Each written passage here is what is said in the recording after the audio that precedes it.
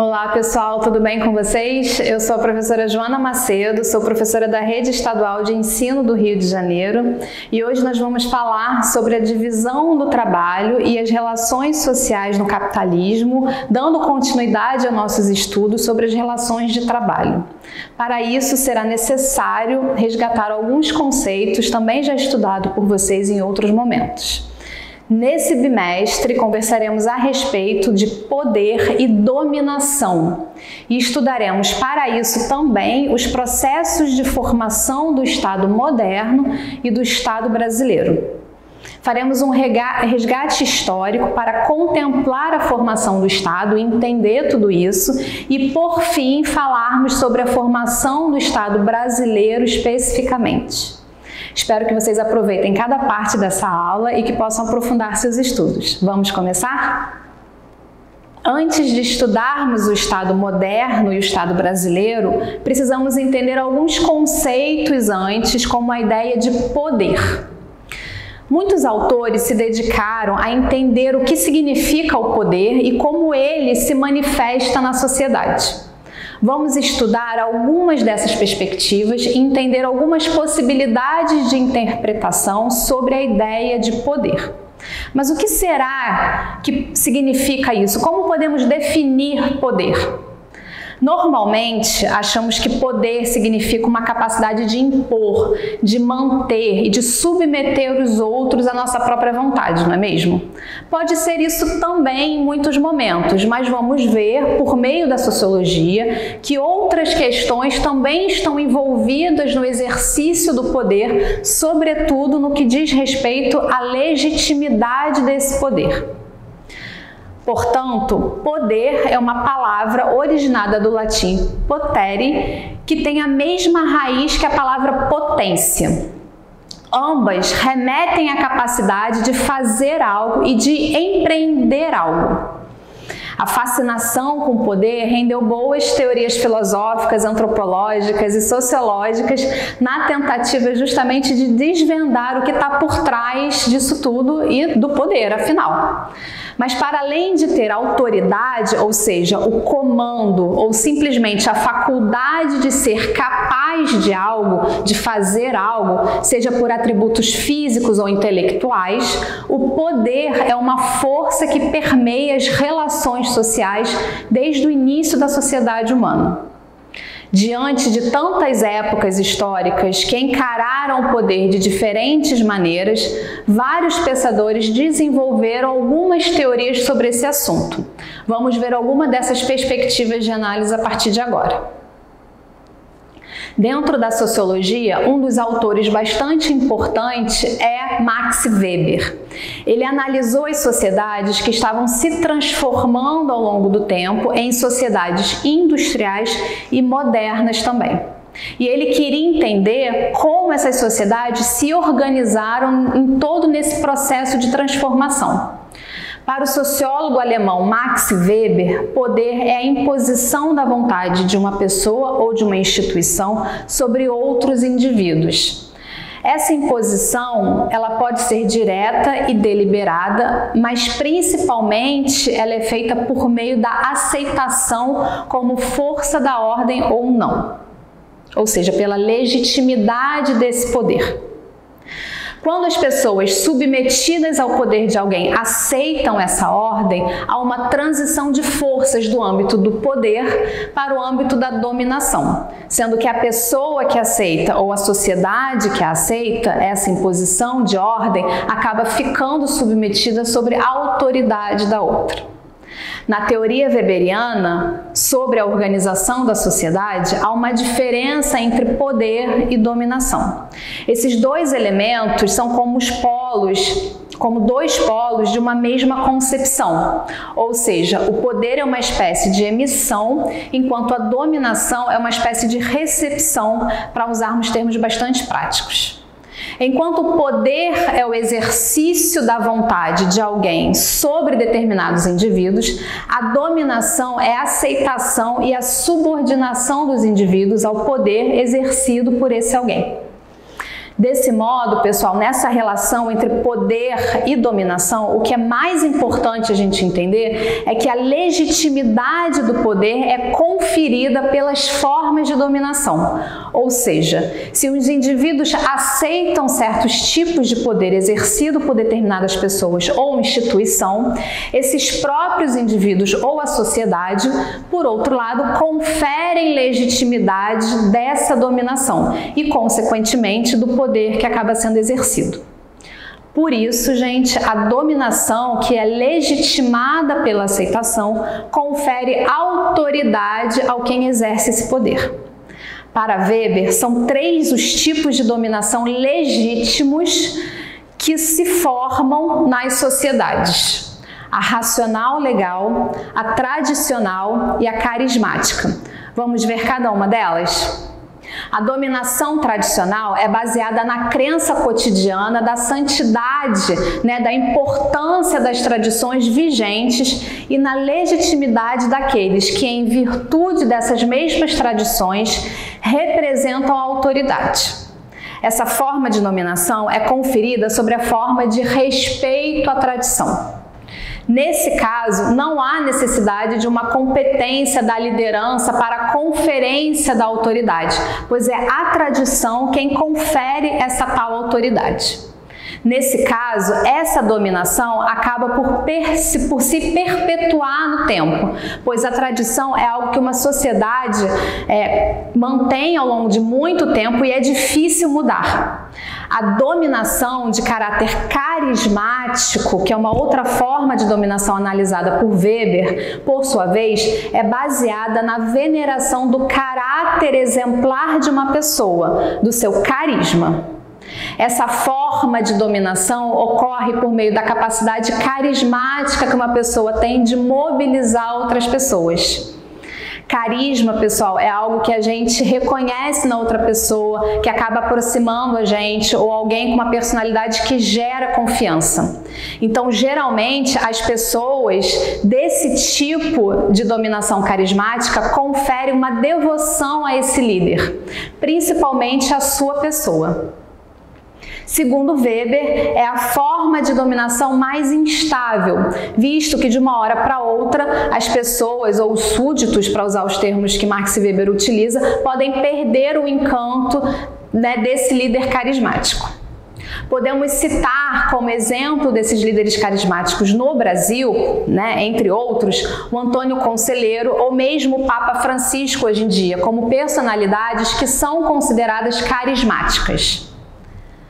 Por fim, a última forma de dominação trabalhada por Max Weber e que vamos ver agora é a dominação racional legal, que é baseada na legitimidade das ordens constituídas que são calcadas nas leis. A dominação racional legal está ligada ao tipo de dominação que é exercida nas sociedades modernas, na nossa sociedade, uma vez que ela não é exercida com base num poder divino ou no carisma de uma liderança, mas é realizada racionalmente por meio da formulação e da aplicação das leis que são universais, ou seja, são para todo mundo e, portanto, são impessoais. Dito isso, pessoal, vamos estudar como alguns autores mais contemporâneos entendem o poder nas sociedades. Para começar, vamos falar um pouco de Michel Foucault. O filósofo francês entendeu que a sociedade é um complexo de micro-relações de poder que disciplinam e controlam a sociedade. A gente costuma entender o conceito de poder como algo que a pessoa possui e atrelamos o poder a algumas pessoas com posição social elevada. Aqueles que estão no poder ou que estão no topo da sociedade, Vocês já devem ter ouvido essas palavras ou essas frases em algum momento.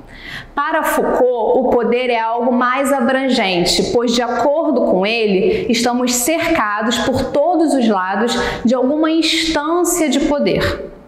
Em outras palavras, Foucault entende o poder como um feixe de relações que verifica a composição do poder nas estruturas sociais. Um pouco confuso, Vamos entender isso claramente. Para esse autor, para Michel Foucault, o poder na contemporaneidade não se encontra necessariamente centralizado num único ponto, ou seja, ele está dissolvido na sociedade.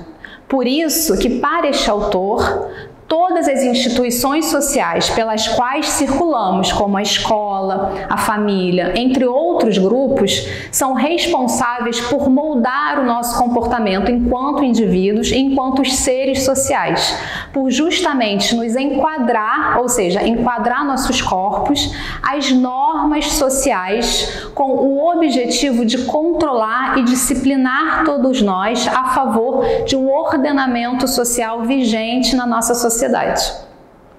Nesse sentido, os vários micropoderes perpassam as relações sociais. E isso é muito importante, gente, porque podemos ver isso justamente nas relações, por exemplo, entre chefe e empregado, entre pai, mãe, filho e filha, ou entre professor e aluno, e assim por diante.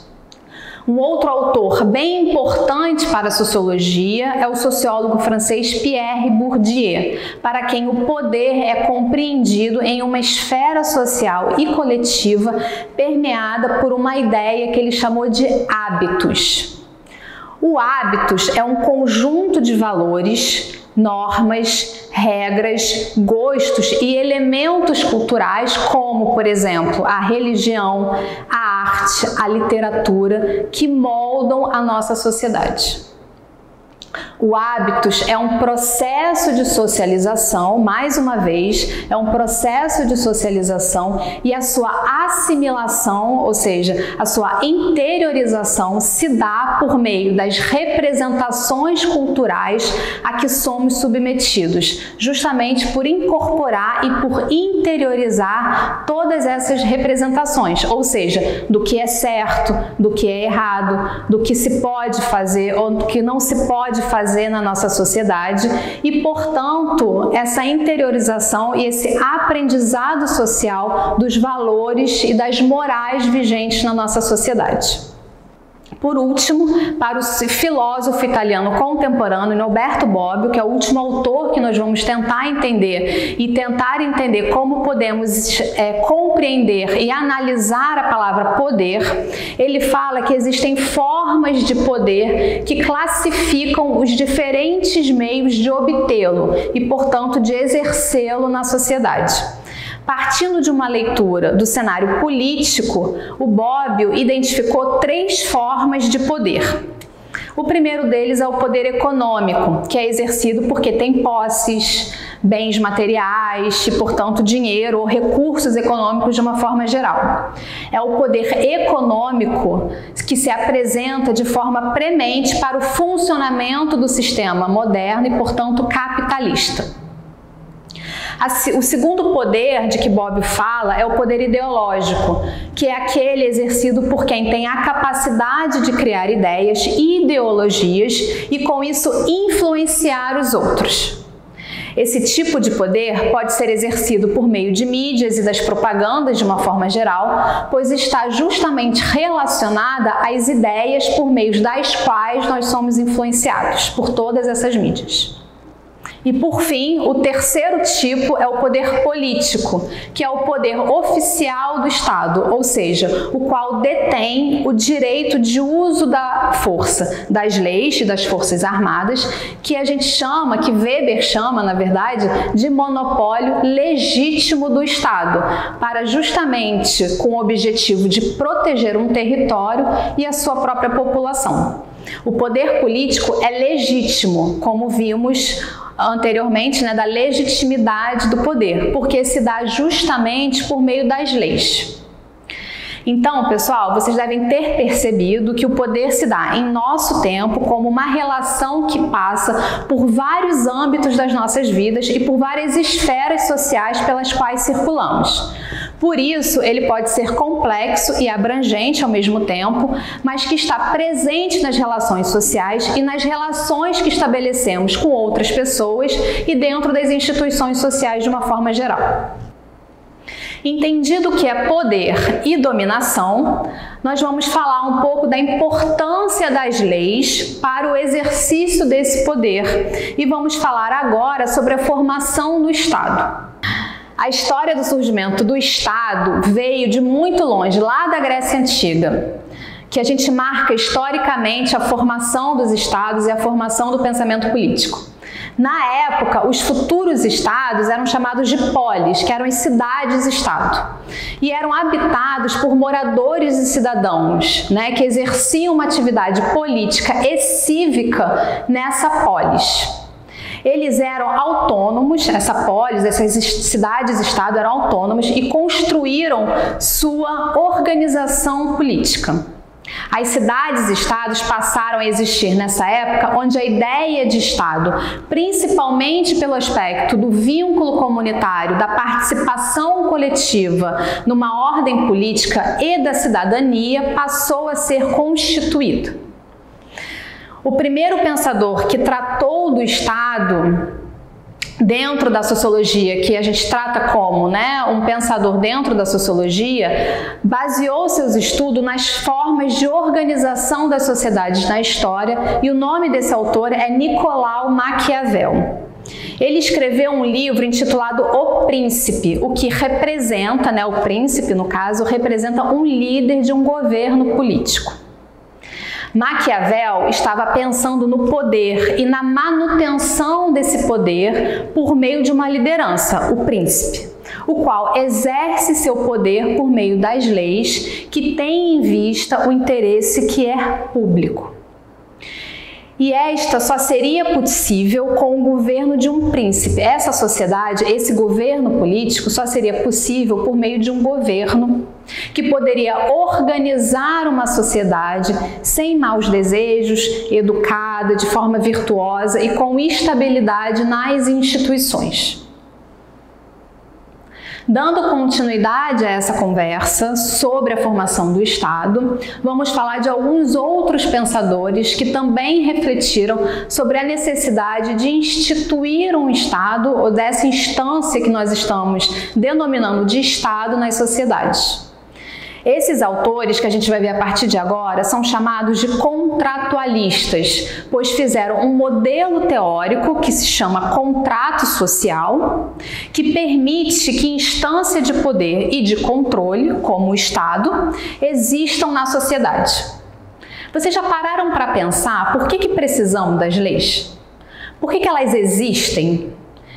Imaginem, pessoal, no exercício de reflexão, se não existisse qualquer norma ou qualquer lei na nossa sociedade. Como vocês acham que seria essa vida?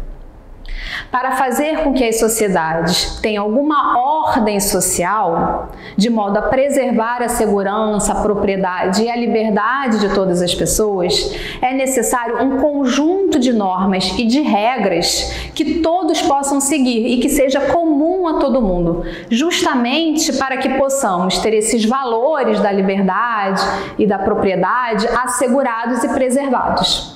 O acordo de que isso precisa acontecer, de que essas normas precisam existir, se chama contrato social. Em contraposição a isso, em contraposição ao contrato social, tem o estado de natureza, que é outro modelo teórico concebido por esses autores, no qual as pessoas viveriam hipoteticamente sem essa regulamentação da sociedade, sem essas normas, sem essas regras, por meio de uma instância superior e externa aos indivíduos como o Estado. Cada pensador vai ter uma forma de interpretar esses modelos e vamos ver cada um deles a partir de agora. Thomas Hobbes é um pensador inglês e defende que o homem, no estado de natureza, vive em permanente guerra com todo mundo. O mais forte, nessa visão, busca dominar o mais fraco. Por isso que é atribuído a Hobbes, dentro do estado de natureza, uma frase que se chama o homem é o lobo do homem, porque ele viveria justamente num estado de guerra. Para evitar um constante estado de guerra entre as pessoas, os homens concordariam com um contrato no qual todos abririam mão de sua liberdade, em princípio incondicional, a favor da existência de uma instância superior que garantiria a propriedade e promoveria a paz entre todos. Essa instância seria justamente o Leviatã, né, que é uma figura mitológica, que é inclusive o nome do livro do Hobbes, que fala sobre o contrato social, que representaria essa instância e, portanto, esse Estado. Outro pensador importante é o inglês John Locke, que afirmou que os homens concordam livremente em organizar a sociedade, buscando preservar e garantir ainda mais os direitos que possuíam no estado de natureza. Esses direitos têm a ver com o fato de que todo homem, ao nascer, tem direito à vida, à liberdade e à propriedade, que são os direitos que a gente fala direitos naturais, justamente dentro do princípio que ficou conhecido no pensamento político, que se chama justnaturalismo. Para isso, deveriam criar um conjunto de leis e escolher a forma de governo a partir da decisão da maioria. O objetivo principal desse governo seria garantir a propriedade e a liberdade de todas as pessoas por meio do Estado enquanto garantidor dos direitos positivos. Esse governo, para Locke, seria legítimo, pois deveria vir com o consentimento de todas as pessoas, ou seja, do povo. Por fim, ao escrever a sua importante obra que se chama O Contrato Social, Jean-Jacques Rousseau, que é o último autor que nós vamos ver dentro dos contratualistas, afirma que os homens escolheram entre serem completamente livres em seus impulsos ou aceitarem as garantias de liberdade e de propriedade definidas por lei. Você pode achar estranho e se perguntar como pode alguém ser livre se existem leis que limitam a nossa liberdade. Mas para Rousseau, a partir do momento que nós fazemos as leis, obedecê-las é um ato de liberdade porque nós mesmos fazemos parte dela. O contrato legítimo, o contrato social legítimo se origina do consentimento necessariamente de todas as pessoas, que é o que Rousseau falou de vontade geral. Estamos chegando ao final dessa aula, pessoal, mas antes precisamos estudar a formação do Estado brasileiro. Para isso, vamos recorrer a alguns fatores históricos. Historicamente, a economia nacional foi marcada por díspares realidades. De um lado, se tinha os latifundiários, num país de forte dependência econômica agrícola, e do outro, todo o resto da sociedade.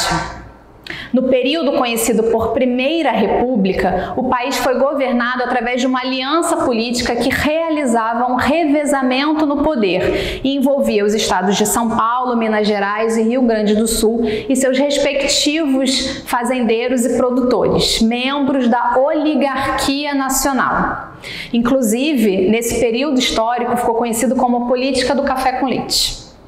Isso para fazer uma breve digressão histórica para a gente entender um novo Estado que surge a partir de 1930, que é um marco histórico de estudos no desenvolvimento do Estado moderno.